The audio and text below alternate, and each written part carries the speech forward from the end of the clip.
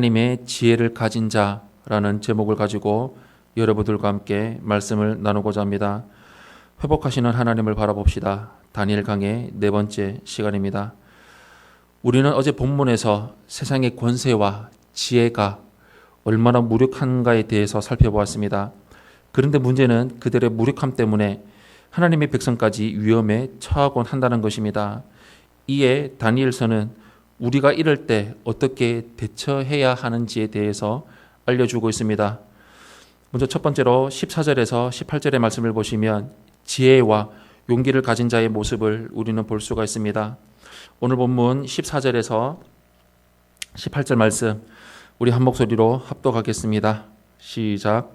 그때에 왕의 근위대장 아리옥이 바벨론 지혜자들을 죽이러 나가매 다니엘이 명찰하고 슬기로운 말로 왕의 근위대장 아리옥에게 물어 이르되 왕의 명령이 어찌 그리 급하냐 하니 아리옥이 그 일을 다니엘에게 알림해 다니엘이 들어가서 왕께 구하기를 시간을 주시면 왕에게 그 해석을 알려드리리이다 하니라.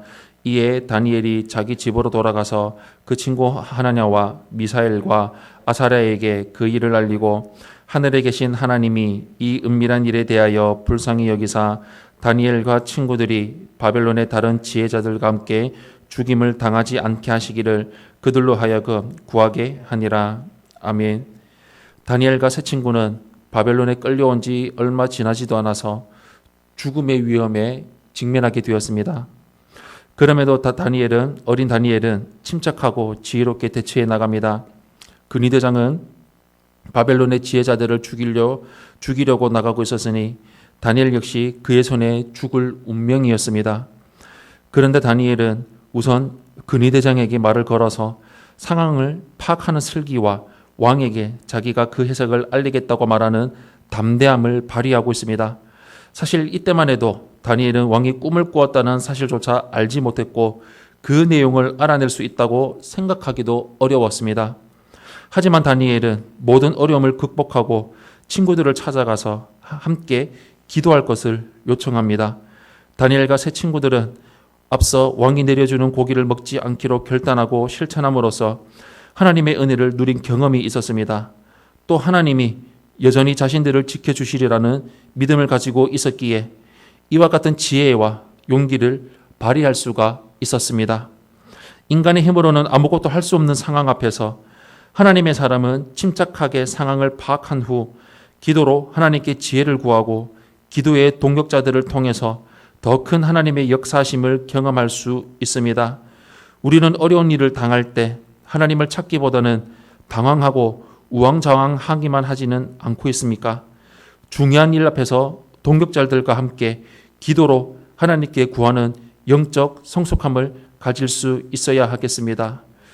두 번째로 19절에서 23절의 말씀을 보시면 기도하고 감사하는 자의 모습을 볼 수가 있습니다. 19절에서 23절 말씀 우리 한 목소리로 합독하겠습니다. 시작. 이에 이 은밀한 것이 밤의 환상으로 다니엘에게 나타나 보임에 다니엘이 하늘에 계신 하나님을 찬송하니라. 다니엘이 말하여 이르되 영원부터 영원까지 하나님의 이름을 찬송할 것은 지혜와 능력이 그에게 있음이로다.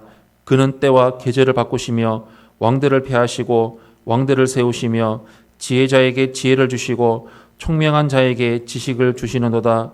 그는 깊고 은밀한 일을 나타내시고 어두운 데에 있는 것을 하시며 또 그 빛이 그와 함께 있도다.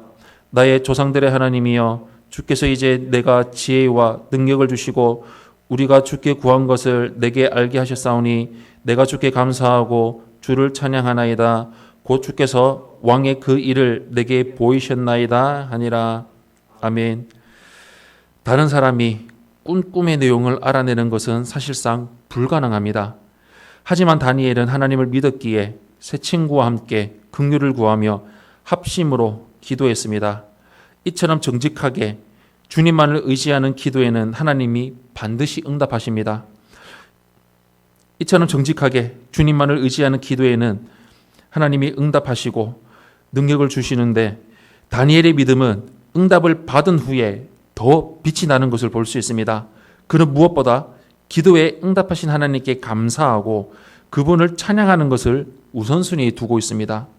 특히 다니엘은 이 찬송을 통해서 온 땅의 참된 통치자는 여호와 하나님이시며 아무리 바벨론이 예루살렘을 멸망시키고 자신들이 그 땅에 끌려왔다 하더라도 이 사실은 변개되지 않는다는 사실을 선포하고 있습니다.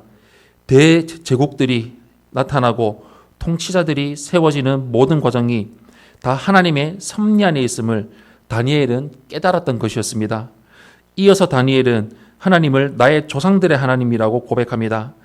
이는 비록 자신이 바벨론에 끌려와 그 나라의 술사들 중 한 명으로 취급당하고 바벨론의 왕의 신하가 된다 하더라도 여전히 이스라엘의 하나님을 섬길 것이라는 다짐이라 할 수 있습니다. 우리도 바벨론에 살았던 다니엘처럼 세상 가운데로 보냄을 받았습니다. 그러나 우리에게는 온 땅을 다스리시는 하나님께 기도할 수 있는 권세가 있습니다. 사랑하는 성도 여러분, 포로 소년 다니엘이 담대하게 하나님만을 의지하는 모습을 보면서 우리도 이 세상에서 어떠한 위협을 당한다 하더라도 당당히 이겨낼 수 있으리라는 용기를 얻을 수 있습니다. 다니엘과 세 친구가 겉으로는 너무나 작고 연약해 보일지 모르지만 사실상 바벨론의 그 어떤 술사보다 강력한 권세를 가지고 있었듯이 우리도 그 어떤 권세자들보다 강력한 영향력을 끼칠 수 있습니다. 우리 손에 있는 기도의 권세를 온전히 활용하는 귀한 믿음의 용사들이 되시기를 바랍니다. 이 능력이 어디서 나오겠습니까? 바로 말씀을 붙들고 참된 교회를 만나고 우리가 참된 신앙생활을 하면서 말씀 가운데 순종하며 살아가는 삶을 걸어갈 때 이러한 능력들을 우리가 얻으며 바라보며 나아갈 수가 있습니다. 우리 평생토록 이러한 삶을 이루며 나아가시기를 예수님 이름으로 축원합니다.